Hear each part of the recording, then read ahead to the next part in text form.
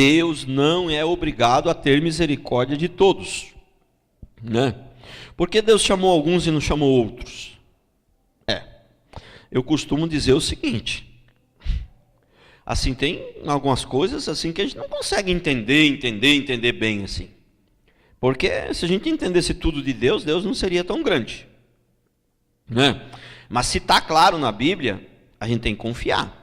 Tem coisas na Bíblia que você até pode dizer assim: pastor, eu estudei isso aqui, estou há um ano estudando isso aqui, não consegui entender.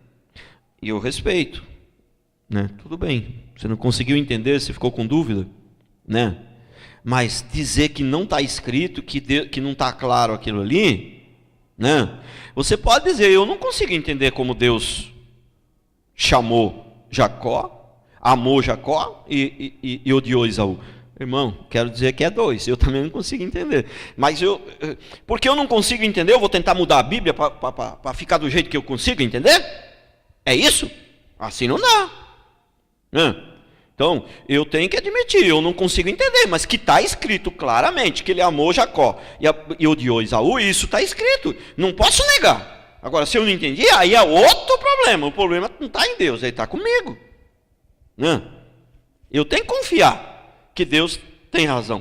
Ah, mas que absurdo escolher Jacó e não escolher Esaú. Eu acho um absurdo, mas e o que Deus acha? Deus não deve achar, e o que ele acha é melhor do que eu acho. Nós temos que confiar no que ele acha e não no que nós achamos, né? Seja Deus, Paulo fala, seja Deus verdadeiro e eu mentiroso. Se tiver alguma contradição, Deus está falando uma coisa e eu estou falando outra, o mentiroso sou eu. Não é Deus não, hein? Seja Deus verdadeiro e eu mentiroso. Paulo fala isso, né? Seja Deus verdadeiro e eu mentiroso. Aqui, Deus não é obrigado a ter misericórdia de todos, né? Olha aqui, Mateus 20, de 10 a 15. Ao chegarem os primeiros, pensaram que receberiam mais, porém, também estes receberam 1 denário cada um. Mas, tendo-o recebido, murmuravam contra o dono da casa, dizendo: estes últimos trabalharam apenas 1 hora, contudo, os igualaste a nós, que suportamos a fadiga e o calor do dia. Mas o proprietário, respondendo, disse a um deles: amigo, não te faço injustiça, não combinaste comigo 1 denário? Toma o que é teu, vai-te, pois quero dar a este último tanto quanto a ti. Porventura não me é lícito fazer quanto quero do que é meu? Fazer o que quero do que é meu? Ou são maus os teus olhos porque eu sou bom? Então isso aqui está falando, é lógico que eu coloquei só a parte principal, o texto é mais longo, mas está falando da parábola dos trabalhadores da vinha. O que é os trabalhadores da vinha? A vinha simboliza o mundo, né?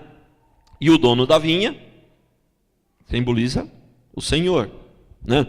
E aí ele chamou alguns operários, alguns trabalhadores para trabalhar na vinha. Chegou para alguém de manhã cedo e falou: olha, você não está fazendo nada, você quer trabalhar na minha vinha, eu te pago 1 denário, tá bom? O que você acha? Tá certinho? É justo? É correto? Você está satisfeito? Isso vai alegrar você? Entendeu? Ah, não, tá beleza, tá maravilha, estou indo. Não. Aí passou um pouquinho, 10 horas mais, chamou mais um povo. Mais meio-dia, mais outro que estava sem fazer nada. 5 horas da tarde, chamou mais alguém lá. E foi e trabalhou 1 hora só, esses que ele chamou 5 horas da tarde. Trabalhou até 6 horas da tarde. Aí ele chama o administrador e fala: paga, começa pagando pelos últimos. Aí aquele que trabalhou só 1 hora recebeu 1 denário. Aí aqueles que chegaram de manhã falaram: opa, esse aí trabalhou só 1 hora, recebeu 1 denário? Para nós vai ser uns 10 então. Aí quando foi chegando a vez dele, recebeu que era 1 denário, só ficou aborrecido. Começou a discutir com Deus. Falou: olha, aí o que Deus fala para ele? Mas espera aí, eu não combinei com você 1 denário, você não estava satisfeito? Agora só porque eu sou bom e eu quero ajudar aquele outro ali, agora você ficou insatisfeito? O dinheiro é meu, eu não posso ser bom com quem eu quero? É pecado eu ser bom com quem eu quero? Então, resumindo, se você deve 10 mil reais para o João e 10 mil reais para o Pedro, você tem que pagar os 10 mil reais do João e os 10 mil reais do Pedro. Você não pode pagar um e dar o calote no outro. Se fizer isso, você está pecando. Entendeu? Agora, se você não deve nem 1 centavo, nem para o João e nem para o Pedro, e hoje é aniversário do João e do Pedro, e aí você resolve dar um presente para o João e não dá para o Pedro, você não está pecando. Você não está fazendo nada de errado. O Pedro vai achar ruim, mas peraí. Não te fiz nada, moço. Só porque eu fiz algo de bom com ele, você fica com raiva de mim? Você consegue compreender? Então, a misericórdia de Deus, Ele não é obrigado a ter misericórdia de todos. Por isso que eu sempre falo para vocês, a maior heresia que existe nas igrejas modernas é que Deus tem misericórdia, a misericórdia de Deus vai durar para sempre, para todos. Não, não, não. Deus tem misericórdia do ímpio, mas a misericórdia do ímpio, se ele não se converter, ela vai acabar no dia do juízo, do grande trono branco. Ela vai acabar. Entendeu? Então, a misericórdia dura para sempre para aqueles que se converteram, para aqueles que se arrependeram. Ela não dura para sempre, para todos, não. Deus tem misericórdia do ímpio, é verdade. Mas, né, se ele não se arrepender, ela vai acabar, a misericórdia do ímpio. Né? Porque se Deus tivesse misericórdia de todos para sempre, não ia existir o inferno. Você não vai lá lançar alguém que você está com misericórdia no inferno, né? Então, vamos lá. Olha aqui, ó, o que diz? Romanos 9, 11 e 13. Isso aqui realmente é chocante, é forte. Mas eu não quero saber se é forte, se é chocante. Eu quero saber que está escrito aqui, está bem claro. E não é um assunto polêmico, não é um assunto de difícil interpretação. Ele está bem claro. Ele, entendeu? Ele só é um assunto de difícil compreensão, mas não de difícil interpretação. É difícil entender por que chamou né, compreensão nesse sentido. Mas né, a interpretação aqui é clara. Eu não preciso interpretar, o texto, inclusive, está claro. Está claro, olha. Ainda não eram os gêmeos nascidos, nem tinham praticado o bem ou o mal, para que o propósito de Deus, Deus tinha um propósito, ó. Propósito de Deus quanto à eleição prevalecesse, não por obras, mas por aquele que chama. Isso aqui não precisa interpretar, o texto já está interpretado, ele está explicando direitinho. Já fora dito a ela, o mais velho será servo do mais moço, como está escrito, amei Jacó, porém aborreci Esaú. Sempre lembrando que aborrecer, no original, no grego, é odiar, entendeu? Eu até creio que os tradutores da Bíblia, eles fizeram um desfavor para o Evangelho, quando em vez de colocar odiar, que é sinônimo, né? Mas é a mesma coisa, só que na nossa cultura, a maioria não sabe que aborrecer e odiar é a mesma coisa. Na nossa cultura, né? Então, os tradutores fizeram um desfavor, devia ter colocado odiar mesmo. Entendeu? Porque não precisava a gente ficar explicando toda hora que isso aí são sinônimos, né? Mas como colocar aborrecer, tem que estar toda hora explicando que aborrecer e odiar são sinônimos. Entendeu? Então, amei a Jacó e odiei a Esaú antes dele nascer. Né? Puxa vida, hein? Agora o próximo texto. Romanos 9, 20. Está nesse mesmo contexto ainda, mais para frente um pouco. Né? Olha Romanos 9, 20 a 22. Quem és tu, ó homem? Quer dizer, Deus sabendo que o homem já ia questionar, ele já respondeu. Ele fala o negócio e já responde. Entendeu? Ele sabia que o homem ia questionar. Aí ele que ia questionar isso daí. Amou Jacó e odiou Esaú, ele sabia, ele já respondeu. Quem és tu, ó homem, para discutires com Deus? Olha, quem é você para discutir com Deus? Ou você crê na Bíblia ou você não crê. Ou você deixa ele ser Deus, né? Aí se você falar assim, não, mas eu não posso aceitar esse negócio. Jacó e Saul não tinham nem nascido ainda, e ele já amava Jacó. Eu não posso aceitar isso. Então conversa com Deus e fala para ele descer lá do trono e vá você lá para o trono então. Quem sabe ele deixa você reinar então no lugar dele, porque você está sabendo mais que ele, não, correto? Porque o texto aí está claro.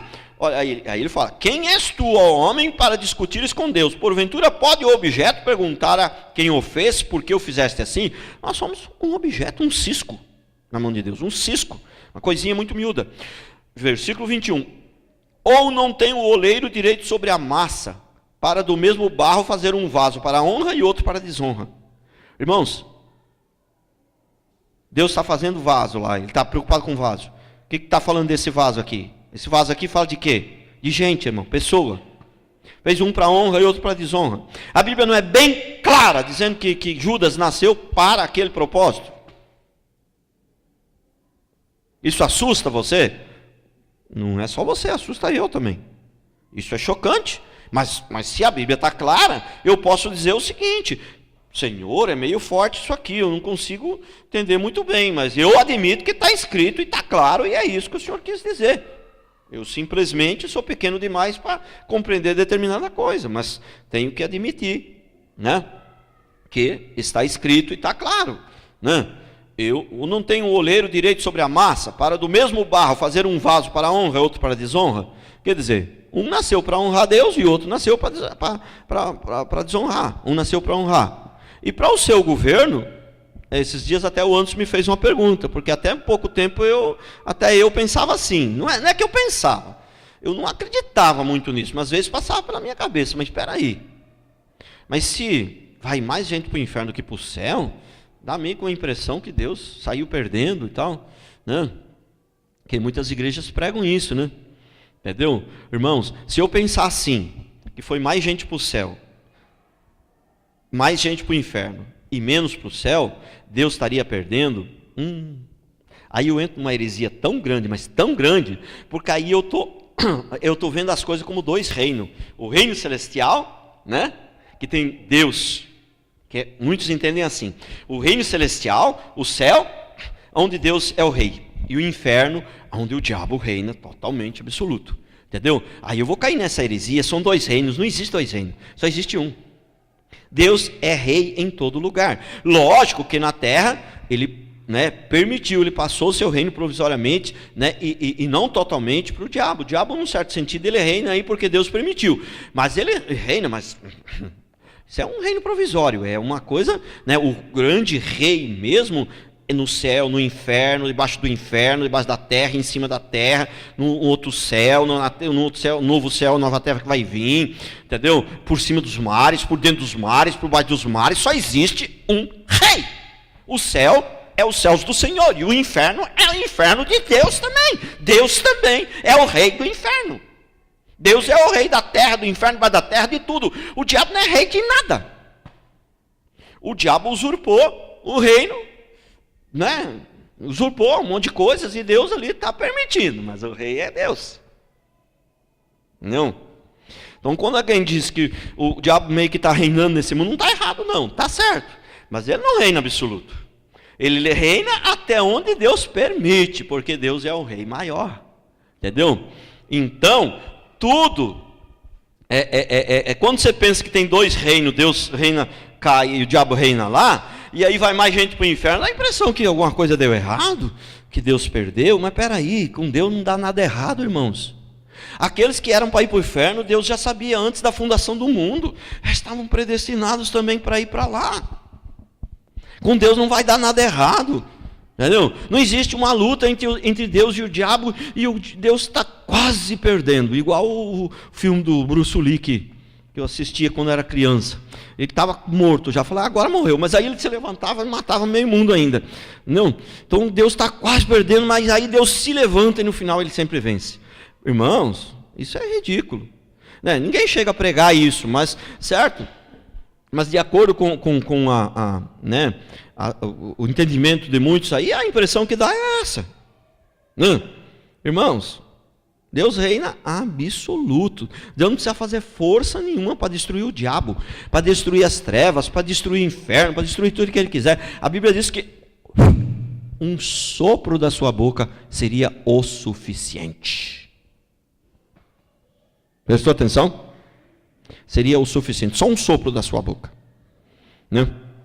Então olha aqui, vamos ler de novo. Quem és tu, ó homem, para discutires com Deus? Porventura pode o objeto perguntar a quem o fez, por que o fizeste assim? Ou não tem o oleiro direito sobre a massa, para do mesmo barro fazer um vaso para honra e outro para desonra? Que diremos, pois? Se Deus, querendo mostrar a sua ira e dar a conhecer o seu poder, suportou com muita longanimidade os vasos de ira, preparados para a perdição, vasos de ira preparados para a perdição. Isso choca você? É para chocar mesmo, choca a mim também, mas eu não posso negar que está claro na Bíblia, que tem gente que foi feito já, tão predestinado para a perdição, está claro aqui.